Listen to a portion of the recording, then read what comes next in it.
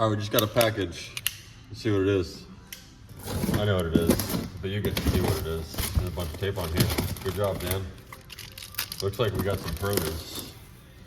Dan's a produce guy. All right, got past all the tape. Then I got a bunch of bubble wrap. Even today's newspaper. Let's see what's on the front page. Anyway, enough of that. Box number 1. Ooh, nice. One. It's still on the paper. Cover the box. Dang. All right, so we got some Defi gauges and AEM wideband. We're gonna get these suckers installed up in there. What I really like about the Defi gauges is they come with this base plate right here and a pod, so that you can take that pod and mount it pretty much anywhere you want. But Danny's got an uncracked dashboard, and although you can put 3M tape on the bottom of these and mount them on the dash, I want to try and mount them inside under the radio first and see how much room we got there. All right, so I don't know where I'm going to start this out at, but I guess I'll give a little bit of a recap of where we're at so far. So I started making a gauge pod out of metal, and because of how slim this spot is and what size the gauges are, the metal, it just started to turn out kind of flimsy, and I didn't really like it. So I had like 2 hours into this metal gauge pod, and it was turning out pretty good. And then I just totally abandoned the whole idea. It looks like it's gonna work. And here I am making it out of Lexan. Now, I know it's clear, but I'm gonna cover it when I finish it. It'll look pretty good. And this is something that you can get at any hardware store, so this will be easy for you to replicate. I'll make some marks for my gauges, and then I'll make some marks for my tabs.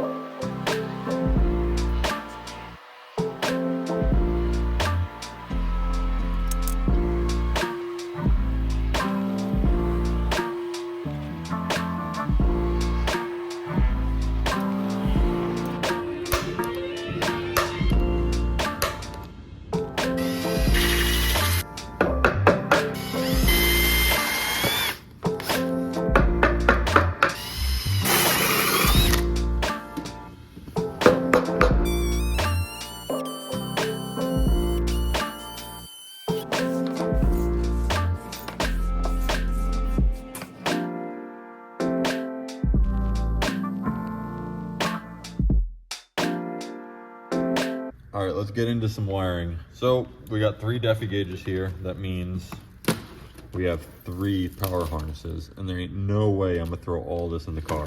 Ain't no way. Look at this, it's overkill for 3 gauges.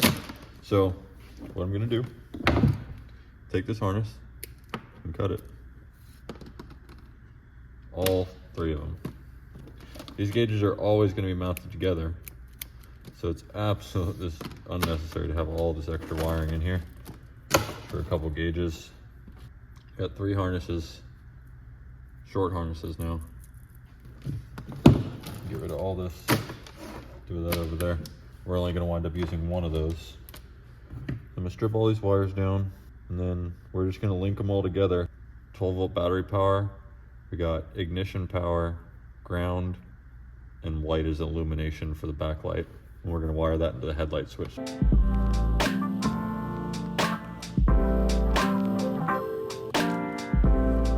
All right, got all of them stripped back. We'll start with the red wire first. All 3 of those in a nice little bundle. Twist them together. And then repeat the process on all 4.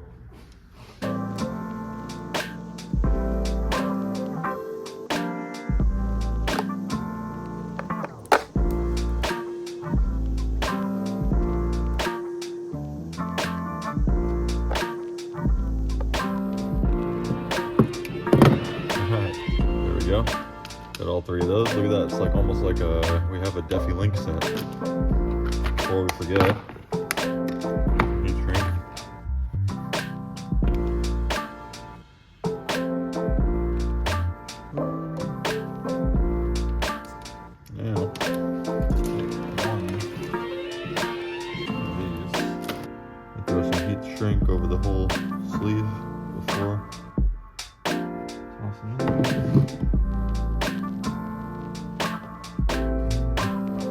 Start crimping.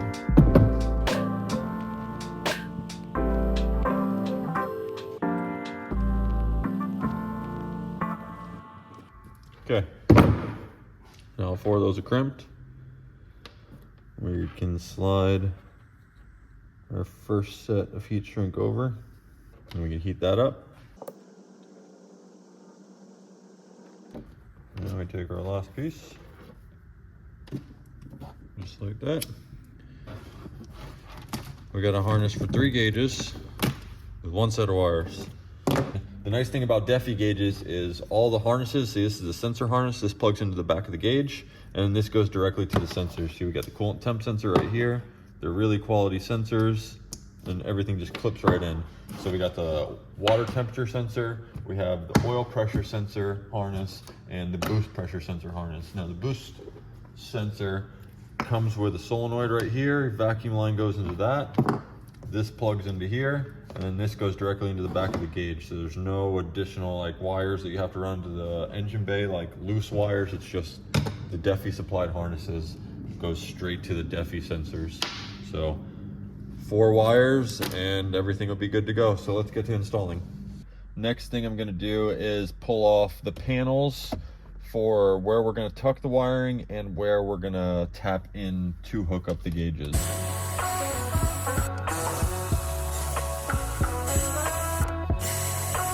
Two screws here, 1, 2, 3, 4, 5. 1 in the corner here. There's supposed to be 1 in the corner here, but it doesn't spread well. Now, get this steering column surround off, because what we're going to do is, for the illumination, we're going to tap into the running lights.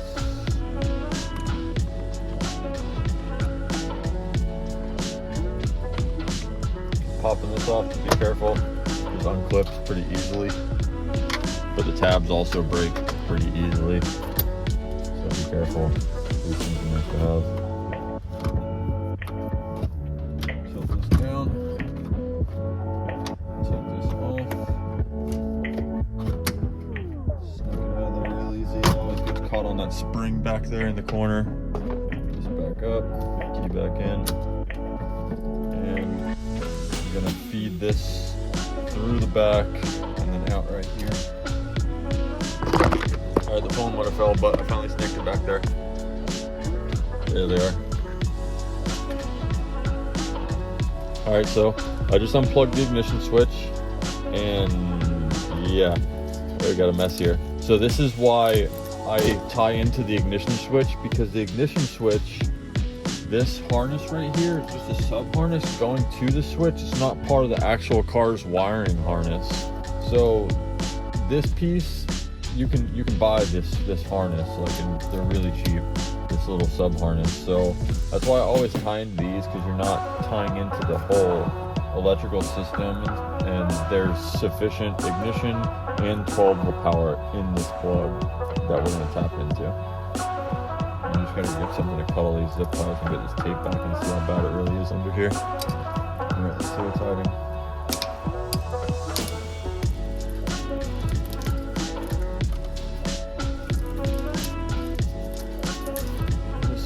Not in the best condition though either. See how it's all tapped into here already. So this is why I tap in here, because 9 times out of 10 it's already been tapped into here. And like I said, this is just a sub harness. Okay, now to test for power on the ignition switch. So I just unbolted this so you can get a little bit better view. This is our headlight switch, so we're going to be using that too. The wire color on this one is going to be red and blue. This wire right here, that's our running lights wire. That is the first click on the headlight switch, and that's what's going to turn the lights on our gauges. So we'd be tapping into that wire. I don't have to test it because I already know. I mean, I know this too, but I'm just kind of showing you how to do it. So basically we'll take our key and go to the first click. That's going to be our accessory click. Now that is going to be on the blue wire.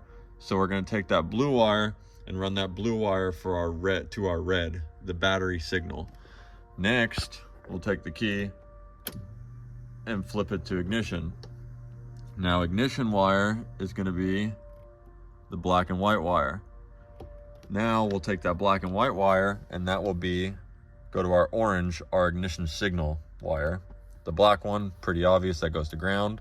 All right, now since I don't want to cut into these wires anymore, what we're going to use this time is some of these open barrel crimps. It's just like a U.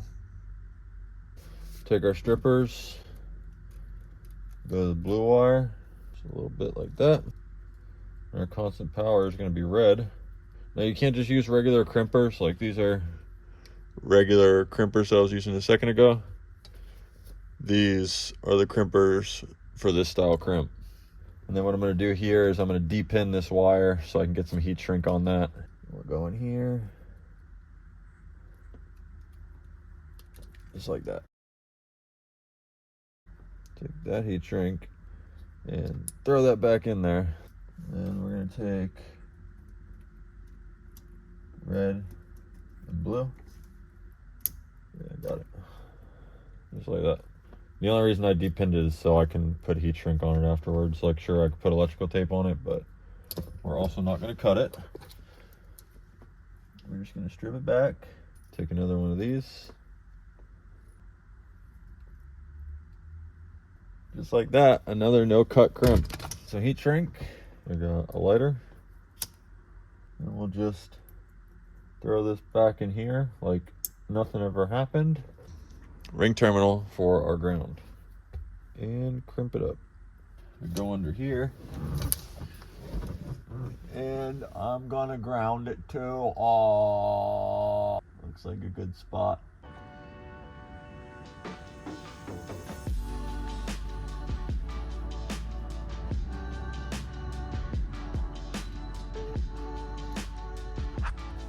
Before they go in. This is before the shifter bezel. As for setting up the sensors, what you're going to want to do with the water temperature sensor is either put it in your upper radiator hose, or in our case, the factory SR coolant neck has a flat spot in the casting. We've already drilled it out and it's been tapped for 1/8 inch NPT, so the sensor can be installed right here on the top. I've already got our harness pre-ran, so we have the plug right here. Now for the oil pressure sensor. This sensor also uses an 1/8 inch NPT fitting. It's going to be hard to show you on the car, so I'll show you on this engine here. All you'll need to do is remove the factory oil pressure sensor from the oil filter housing. Now the threads in the block are 1/8 inch JIS PT, which is equivalent to 1/8 inch bspt. Those threads are 1/8 inch 28 pitch.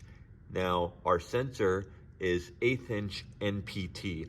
NPT is 1/8 inch 27 thread pitch. So what you'll need to do is get an adapter like this that's 1/8 inch bspt to 1/8 inch NPT that will thread into the block, and then you can thread your sensor into the top of the adapter. Lastly, we have our boost sensor. I mounted it over here with a little plastic push clip. I ran all my wires for all 3 sensors out this grommet hole here. And what we'll do there is get a clean vacuum source from our intake manifold right here and run it across. Now that everything's installed and the gauges are in here,